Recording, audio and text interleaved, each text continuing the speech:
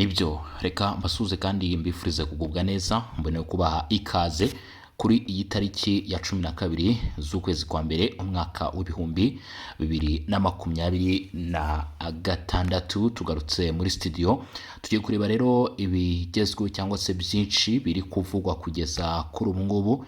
Ni amwe mu makuru yakomeje kugenda amenyekana cyangwa se mwe mu byakomeje kugenda bivugwa, ariko hano tugufitiye inkuru yihutirwa cyane kandi y'ingenzi.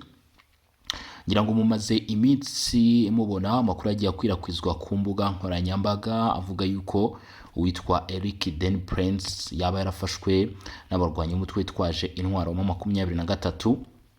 Aya makuru mu by'ukuri akagenda avugwa cyangwa se bikagenda bivugwa nabo ku ruhande rw'umutwe wa 23.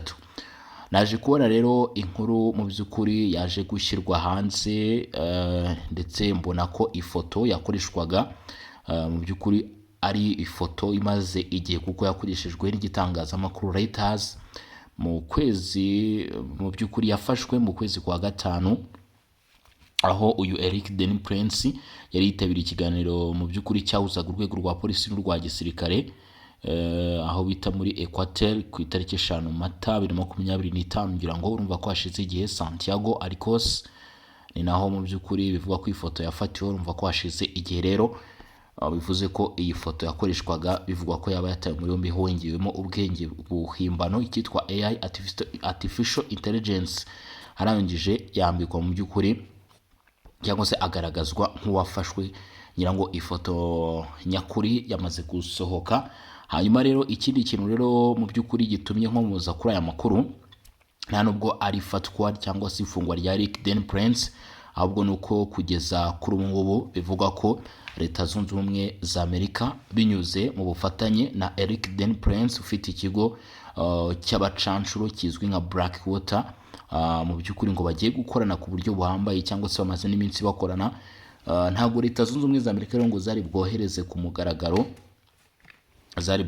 mugaragaro ingabo ndetse n'ibikoresho byagombaga kwifashishwa cyangwa se bigomba kwifashishwa hano ku mirongo y'imbere ku rugamba, ahubwo habayeho kongerera ubushobozi mu by'ukuri uyu mutwe binyuze mu bikorwa ukora na Repubulika Iharanira Demokarasi ya Kongo. Iyi nkuru ikaba yaracukumbuye n'igitangazamakuru Reuters, kikaba kivuga ko ubu mu by'ukuri Leta Zunze Ubumwe za Amerika ku ruhande rwa Perezida Donald Trump yamaze kunga ubumwe na Eric Den Prince, aho hahise hazaho umushinga mu by'ukuri uvuga ko ngo bamaze kohereza ingabo n'indege zitagira abapilote kugira ngo zifashe ingabo za Kongo kurinda bimwe mu bice bikomeye cyane. Iyi ni inkuru yaje kumenyekana rero. Iyi nkuru yashyizwe hanze ku itariki 10 Gashyantare 2026. Kugira ngo urumva ko ari ku itariki 10 z'uku kwezi kwa kabiri, hashize iminsi igiye kugera kuri 2 iyi nkuru ishyizwe hanze, aho yashyizwe hanze ku isaha 12:14 z'umugoroba ku masaha ngengamategeko ya GMT, aho rero nibwo yaje gushyirwa hanze. Inkuru rero ikaba irimo byinshi. Hari kuba itsinda mu by'ukuri ry'abacanshuro rigiye gushyigikira guverinoma ya Repubulika ya Demokarasi ya Kongo, by'umwihariko mu kurinda umujyi wa Uvira, hamwe n'abikorera cyangwa se nanone abandi baguzwe na Repubulika ya Demokarasi ya Kongo baturuka muri Israel nk'uko bivugwa n'iki gitangazamakuru. Hari ikoreshwa ry'indege zitagira abapilote mu bikorwa bya gisirikare bya Kongo bigiye gutangira cyangwa se already ngo byamaze no gutangizwa ku wa mbere, ubwo byari ku itariki 10, si itariki 10 Pluton, ku itariki 9, kuko uyu munsi turi ku munsi wa 4. Uyu munsi ni 12, ejo byari ku itariki 11, ariko akangahe ari ku wa gatatu ku itariki 10 tugendane neza, ari ku wa kabiri ku itariki 9, ari ku wa kangahe ari ku munsi wa mbere. Bati rero uko byifashe ku munsi wa mbere w'iki cyumweru turimo, hari amakuru yabashije kumenyekana. Urumva ko ni imbere gato yuko iyi nkuru isohoka, kuko iyi nkuru iyo ibiro ntaramakuru by'Abongereza Reuters bo baje kuyishyira hanze ku itariki 10. Ku itariki 10 nibwo baje gushyira hanze iyi nkuru rero, bavuga nyine kuko ibintu bimeze ngo byari ku itariki zingahe 9. Sasa rero katurebe tugaruke kuri inkuru yacu, ni ikoreshwa ry'indege zitagira abapilote mu bikorwa bya gisirikare bya Congo, aho ibi byatangijwe rero kuwa mbere ku itariki zingahe 9. ngira ngo ku munsi w'ejo mwana nabyumvishe tariki 11 mwumvishe ko muri teritwari ya Walikale humvikanye ibitero bikomeye cyane byagabwe ku birindiro by'inyeshyamba z'umutwe wa 23 bihari. Ibi bitero byabashije kugera ku ntego kuko byabashije gusubiza inyuma ndetse no guhagarika bamwe muri aba barwanyi, bivugwa ko ari naboherejwe ku bitaro bya Masisi kugira ngo babashe kwitabwaho, bari bakomeretse. Ikindi, hari imirwano ikomeje nubwo Amerika na Qatar bashyizeho ingamba zo guhagarika imirwano. Ibi biri mu mpamvu nyamukuru itekerezwa cyangwa se yaba yaratumye habaho gahunda mu by'ukuri yo guhagarika ibi bikorwa cyangwa se yo kubishyira ku iherezo nk'uko amakuru agenda atugera. Tariki 10 Gashyantare bimeze bite rero? Uwitwa Eric Den Prince niwe washinze Blackwater, umutwe w'abacancuro. Uyu rero ngo yohereje ingabo mu by'ukuri zigenga cyangwa se abasirikare bigenga ku mutwe kugira ngo baze kurinda umutekano ndetse no gukoresha indege zitagira abapilote no gufasha ingabo za Repubulika Demokarasi ya Kongo kurinda umujyi wa Uvira mu buryo bw'ingenzi mu kurwanya inyeshyamba zishyigikiwe n'u Rwanda z'umutwe wa 23 nk'uko mu by'ukuri ibi byashyizwe hanze. Ubu amakuru avuga ko mu by'ukuri aba bacancuro ba Blackwater boherejwe rero kugira ngo bakoreshe izi drone, ndetse bivuga ko izi drone zimaze iminsi zigaragara cyangwa se zerekanwa. Amakuru yemeza ko hafi 100% nyine aribo bari kuzikoresha, ndetse kandi ngo uramutse ugiye muri Kivu y'Amajyepfo muri uyu mujyi wa Uvira ntabwo bishoboka ko cyangwa se biragoye ko ushobora kuba wawusohokamo utabonye koko aba bacancuro barimo gukorana n'igisirikare cya leta ya Repubulika Iharanira Demokarasi ya Kongo muri ibi bikorwa byo kurinda umujyi wa Uvira. Hagati aho ngaho ngo bakaba barimo gukorana neza n'abanya-Israel, mu by'ukuri nabo basanzwe baraje boherejwe nyine ku bufatanye hagati y'ibihugu bibiri bari gukorana na Repubulika Iharanira Demokarasi ya Kongo. Inyeshyamba za FC23 zafashe uyu mujyi uri ku mupaka w'u Burundi mu Kuboza. Ibi bikaba byarababangamiye cyane ndetse byaje no kubangamira none ibiganiro by'amahoro byari bikomeje gushyigikirwa na Amerika ndetse n'ubuhuza bwa Qatar, aho mu by'ukuri M23 yaje kuvamo nyuma y'uko Washington mu by'ukuri ivuze ko hari ingamba zikakaye zigiye kuba zakorwa. Byaje kuba ngombwa ko izi nyeshyamba zisubira inyuma, ariko kandi zisubira inyuma harabashije no kubaho imirwano. Prince ushyigikiye perezida wa Amerika Donald Trump akaba yarashinze ikigo cyigenga gishinzwe kubungabunga umutekano gihabwa izina rya Blackwater, aho yari yahawe akazi na leta ya Kinshasa kugira ngo afashe mu gucunga ndetse no kunoza mu by'ukuri ibijyanye n'ububiko bw'amabuye y'agaciro ndetse n'ibiva mu misoro hano muri ibi bice. Bivuga ko akomeje gukorana neza ndetse na Repubulika Demokarasi ya Kongo ubwo iyi nkuru yashyirwaga hanze. Ariko igikorwa cyo gufasha ingabo mu by'ukuri bivuga ko cyo gufasha ingabo za Repubulika Demokarasi ya Kongo mu kumenenganisha inyeshyamba za 23 nicyo cya mbere kizwi kiri ku ntego nyine nyamukuru, kiri ku ntego nyamukuru mu byo bazaniwe cyangwa se mu masezerano yabayeho nk'uko byemezwe cyangwa se bivugwa.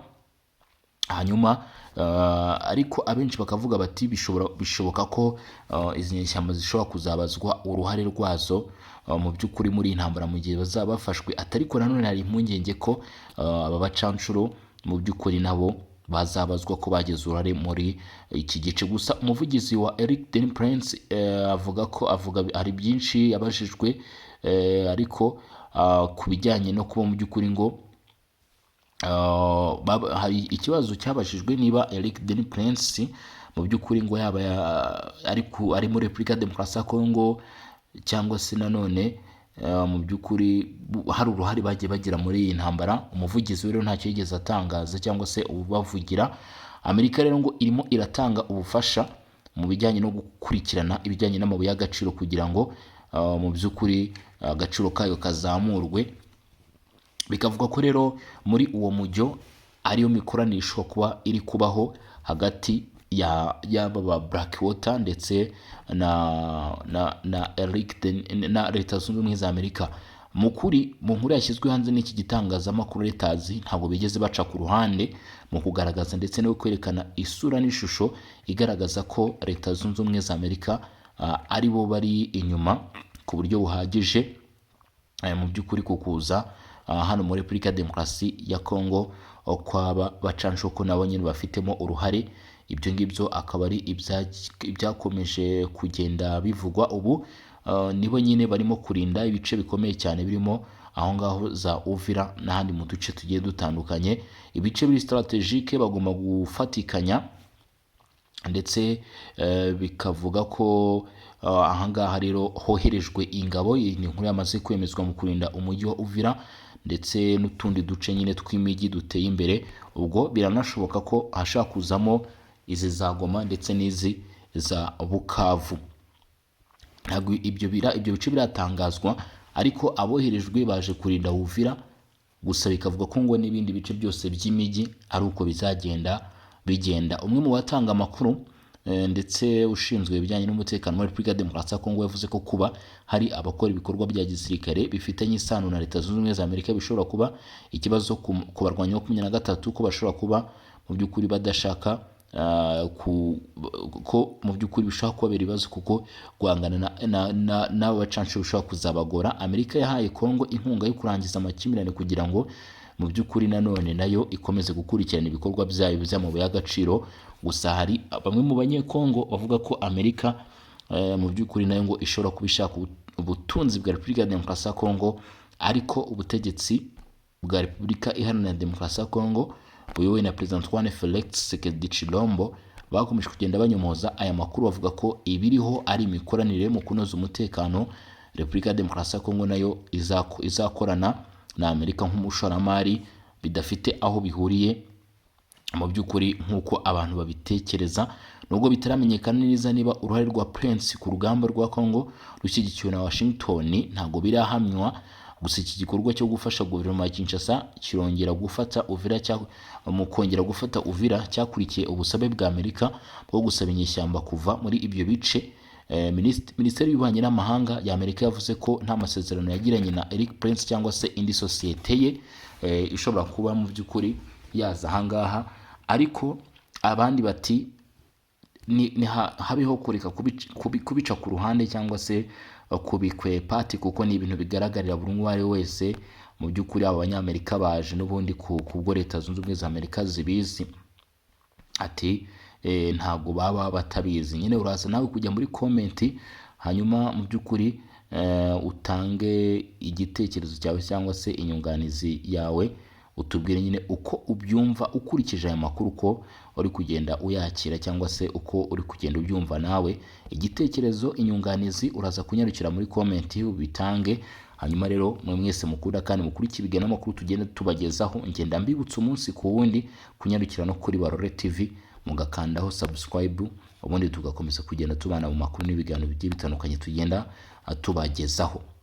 Rero reka nkubwire uko byifashe. Nubwo bitaramenyekana neza niba uruhare rwa Eric Prince ku rugamba rwa Kongo mu by'ukuri ushyigikiwe na Washington, igikorwa cyo gufasha guverinoma ya Kinshasa kugira gufata Uvira cyo cyaje gikurikira ubusabe binatekerezwa gutyo. Gusa Minisiteri y'Ububanyi n'Amahanga ya Amerika yahakanye iby'aya makuru.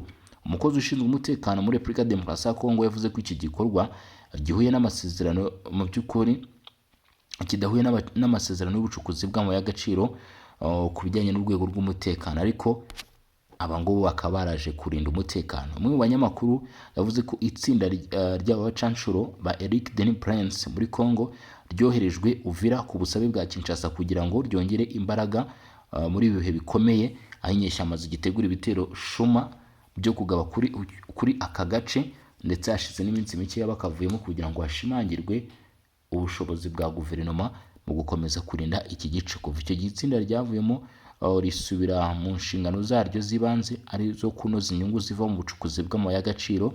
Ngo bari bakeneye ubufasha bwo kongera gufata Uvira kandi bakoresheje uburyo bwose bushoboka.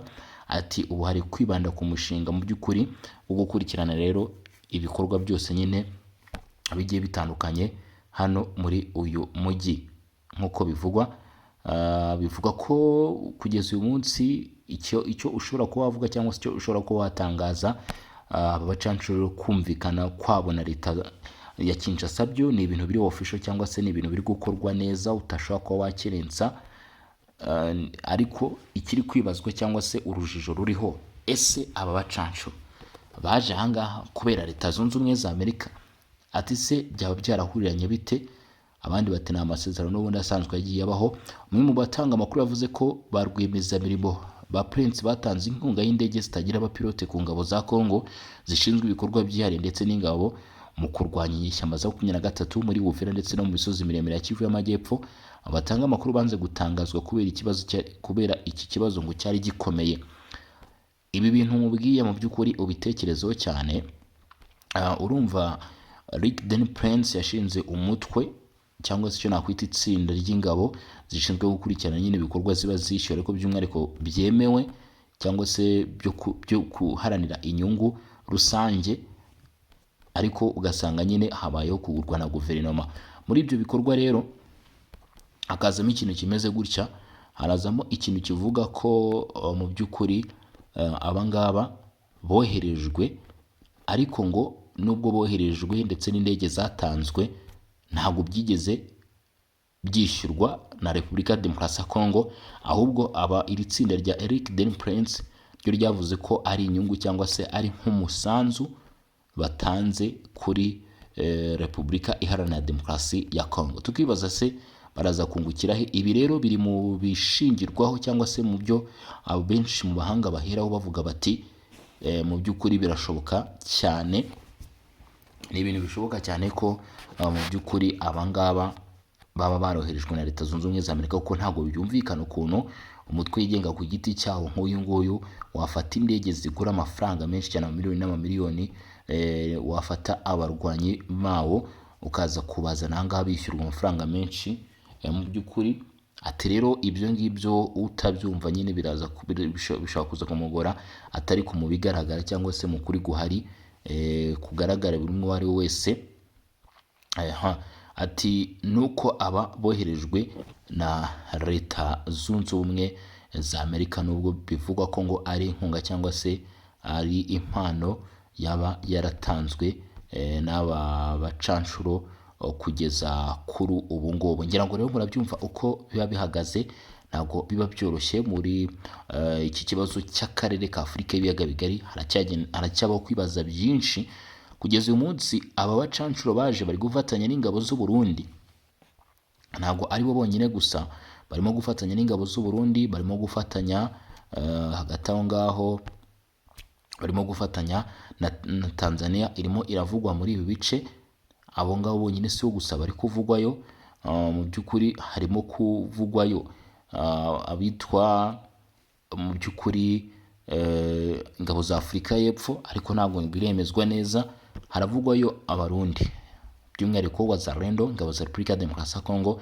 Abo bose rero bari gufatikanya mu bikorwa byo guhangana n'umutwe wa 23. Icyatunguranye cyane rero gikomeje no gutera amatsiko ni amakuru avuga ko kuri iyo ngingo cyangwa se kuri icyo kintu hari amakuru y'uko aba ngo batagomba muri misiyo bafite, ndetse muri misiyo boherejwemo ntabwo ari ukurinda Uvira gusa, ngo harimo n'indi mijyi. Hakibazwa rero indi mijyi, ese ni imijyi iri mu maboko kugeza umunsi y'umutwe wa 23, iri mu maboko ya 23 cyangwa se ni imijyi izi nyeshyamba zakomeje kugenda zigaragaza, tuvuge nka za Kreme, za Kisangani, za Butembo, nibyo bice bagomba kuba barinda. Ibyo rero mu by'ukuri nabyo tukaba tugomba kubibona cyangwa se kubisobanukirwa mu minsi iri imbere, tukamenya nabyo aho byerekeza. Icyo usabwa gusa kugira ngo ubashe kumenya iby'ayo makuru rero nta kindi, ni uko ugomba gukomeza kubana natwe, ni uko ugomba gukomeza kuba hafi, mu by'ukuri tugakomeza kugenda nyine tureba uko byifashe ndetse n'uko bihagaze.